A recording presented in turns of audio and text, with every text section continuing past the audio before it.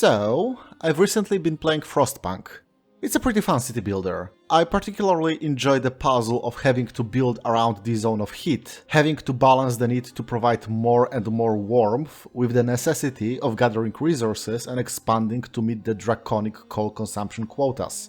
And honestly, after several titles where you build cities using square grids, it's just fun to plan it around a circle instead. And the music is really good. But then, the game told me I'm a despot hungry for power that went too far. And I felt whiplash slam me against a wall with the power of 1,000 suns. And I'm still mad. Mad enough to make this video, because the failure of this ham-fisted implementation of a morality system is so multifaceted that it deserves its own video. Though, I want to preface this by saying I still think it's a good game worth recommending, even despite how disproportionate my bitching is going to be compared to this praise.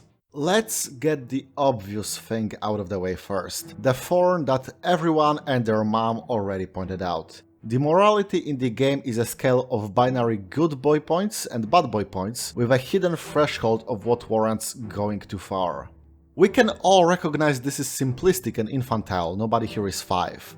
Wow, yes, morality of actions cannot be represented by a number going up or down. Stop the presses, you're making the utilitarians cry. There are more ways of being and expressing yourself than sainthood and puppy kicking, and I'm glad the industry at large realized this. If after long years of telling us moral nuance is the choice between shooting people or telling them that they dress nice.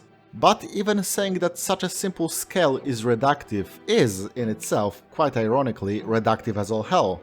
Every aspect of a game's design is a tool, and any tool can be used to make your final piece better or worse. I've been into this hobby long enough to see people press coal dust into diamonds, and I've also seen others turn the finest marble into common cobblestones. And I've seen a binary morality scale done well, namely... Pathologic, reset the clock everyone. Because the reputation meter in that game serves this exact role. It's a simple spectrum that punishes pursuing easy solutions like mugging people and robbing homes with a downright spiral of shit. People won't trade with you, men will attack you in the streets, etc. This was split from a generic 1 meter to being district specific in the remake quell, but the core principle remained the same. It nudges you towards taking risk and parting ways with precious resources to remain liked enough to partake in the basic niceties of the society surrounding you, maybe slightly questioning how worthwhile they are in the first place. Those who want to barter cannot be the ones who steal, and vice versa.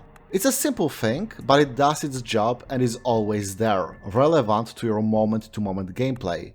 Or hell, if we're going with strategy games, Age of Wonders. Morality there is a scale that influences how well you're gonna do with other NPC-controlled civilizations in the game, and the aggressive play of evil conquest is pretty mutually exclusive with extending a helpful hand and confederating with others. Again, it affects your play quite directly and overtly. Which brings me to the second failing of that system in Frostpunk. It tells me not to use its gameplay mechanics. For you see, the morality tracked by the game is linked to its system of passing laws. And sure, I can get that telling people to throw the dead into a mass grave for further study is more ruthless than commissioning a graveyard.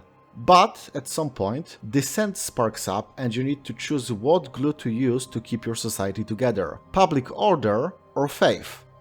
Being the fedora-tipping cringelord that I am, I threw my hat in with the order thingy, but this is something that is true for both paths. At some point you need to stop passing laws, full stop.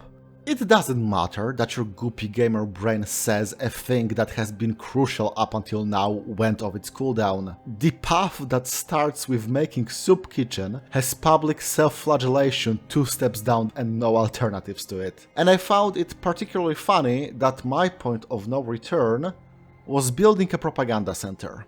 What is propaganda? Well, it's when a British person takes a good look at something. But more than that, in its original 18th century meaning, it simply meant spreading information. One could say, to propagate it. Of course, the term was sullied for all time by totalitarian regimes in the last century, just like a certain Hindu sun symbol and common agro-industrial tools. And maybe I would think of it being the thing I'm doing. You know, becoming a totalitarian despot myself, if only the building's gameplay function extended beyond semi-regularly printing fucking leaflets. As far as I was aware, I was producing informational bulletins on what the powers that be are planning and doing to keep everyone alive, lowering discontent and making hope a bit higher. But apparently, signing off on printing leaflets also meant I'm down to persecute poets and silence dissenters with force. Which seems to me like I was expected to not know the exact meaning of the word used and simply react on a gut level and go, "Ooh, that's a bad word." Which, I don't know, that feels patronizing, doesn't it? And despite what Twitter killjoys and busybodies might say in an unfunny picture with a low-quality essay written around it, I don't think art has the right or capacity to deliver crude moralisms like this. I mean, it can, I'm not gonna stop it, but it's not something that will turn heads over time and get people to give it a propaganda. It's not challenging because it comes from the same place as a parent telling their child that stealing is bad. It assumes I didn't fucking know that coming in. But the final and biggest piece that soured me on the whole thing is much simpler. I'm not a person in the game's fiction. I'm a faceless, nameless void with perfect information on how the city operates. I can measure hope in numbers. I have no need for food or shelter myself, and even if every single person dies, my bird's eye view of the generator will remain. What power did I grab? What would I gain from it? Even accepting the fiction of me being in that world despite the game mechanics telling me otherwise, I rule over Crater. I can't accumulate wealth to be spent on imports from somewhere else. I can't make people stand at parade rest every morning and sing about how huge my dick is. And if I'm bad at management to the point where I need the firing squads to keep the city from imploding, is it really a moral failing or simply a practical one? There were games in the past that dabbled with this, notably the Tropico series. As you play El Presidente of a tropical mini-nation, you are more than welcome to dabble in corruption, funneling funds to your personal bank account, imprisoning people for political reasons, and so on. I think the first game did this particularly well, as even if the Swiss bank just adds to your arbitrary score, the political machinations of that game are pretty harsh, and it just made sense to, say, suck up to your military at the cost of everyone else, or to commit election fraud. Later games make that a bit too easy to make such corruption more than a novelty, and in general, you are still in perfect control of the island's entire economy and the nation building is the main mode of gameplay, so being a good leader is just more interesting and engaging. This is something that strategy games of this caliber kinda struggle with in general, providing you with perfect information. It's easy to be a perfect city mayor when you decide where every single building goes. It's easy for someone who had their brain rotten by Hearts of Iron 4's global map view to think that they could save Poland in 1939. And I don't intend to condone it, these are fun little puzzles to play with. Some of my most favorite games of all time are like this. But this really begs the question, am I galloping with a lance in hand at a windmill?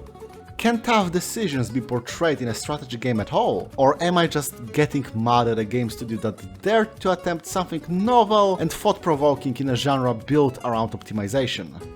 Well, let me tell you about a little something I like to call Guangdong gaming.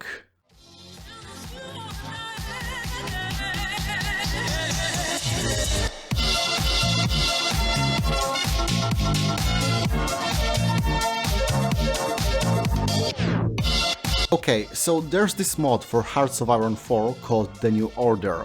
I mentioned it before. It details a three-sided Cold War in the 60s and 70s between the US, Germany and Japan after an Axis victory.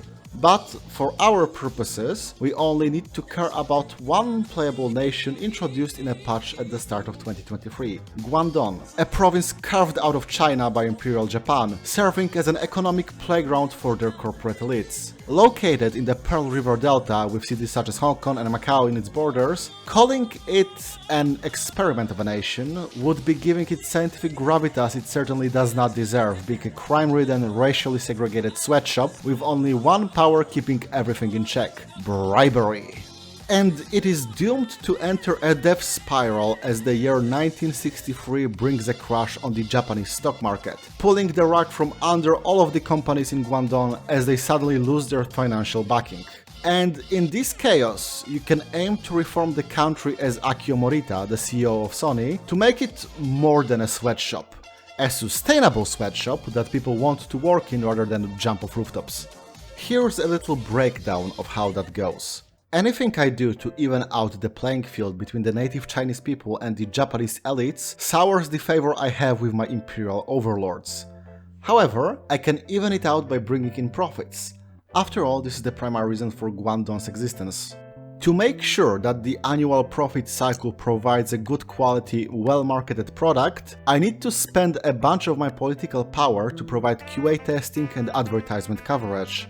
However, I need the same political power to manage the rest of the country. So I may as well dabble in some corruption, have my Yakuza and Triad contacts push the product contracts with retailers globally, or make QA testing part of the police's workload. They're not doing a good job keeping the streets safe anyway. But those moves, in turn, make the crime syndicates gain more power over the state, making my corruption go up even higher. High levels of corruption make parts of my profits just fall through the cracks for obvious reasons. So why not split the difference? Legalize gambling and fully commit to giving the Chinese triads a hand job to kick the Yakuza out. And after that, I can work on setting up a commission that investigates and criminalizes bribery. But if I commit too hard to that, I lose the option to partake in bribes as well, and I need those to make sure the product cycle provides any profit at all, or to get enough hands on deck in the Legislative Council to pass any laws to improve the life and work conditions of the rest of the country. So, I accept corruption as part of the country's ethos. Just a bit less rampant. Inevitably, I cannot rein every fellow corporation in to be as much of a good sport as Sony is. A spark of dissent evolves into riots. My goodwill with Japan is so strained that the army is eager to get the slightest of reasons to get into Guangdong with their boots. Two groups of protesters. I managed to talk one of them down, make concessions that serve my goals anyway, an impartial ombudsman, better work-life balance. The other group refuses to stand down. I decide to roll out tear gas and sharp ammo. Either I stain my hands with the blood of a few dozen civilians, or I hand over thousands to the army of Japan. And when the cloud of tear gas clears from the street, they get filled with people and bustling with activity once more. I did it.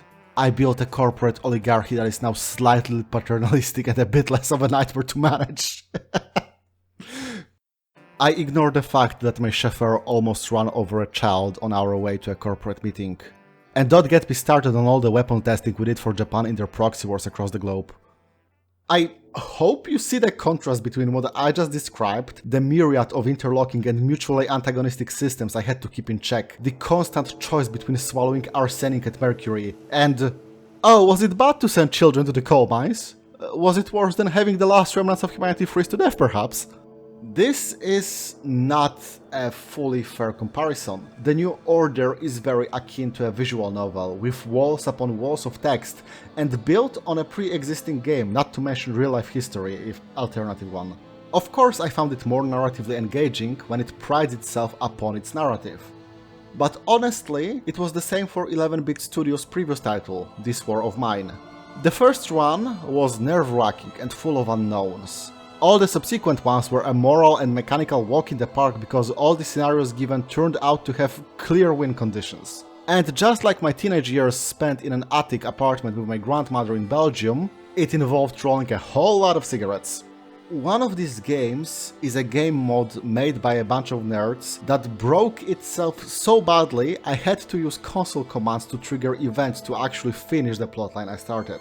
The other is a commercial release that markets itself with the words, "What decisions will you make to ensure your society's survival? What will you do when pushed to breaking point? Who will you become in the process?" One of these games decided it should give the decisions it gave you a moral score, and it was the wrong one to do so. The storm has passed. We survived. But at what cost? at the cost of me realizing that it's difficult to video edit what is essentially a visual novel. Good thing that I plan to cover 2 more titles in the genre then. This video was made possible thanks to the support of my wonderful Patreon supporters, now visible on the screen. Special thanks go to the newest member of that exclusive club, Damn Fool. See you in June, hopefully. We'll see how it goes.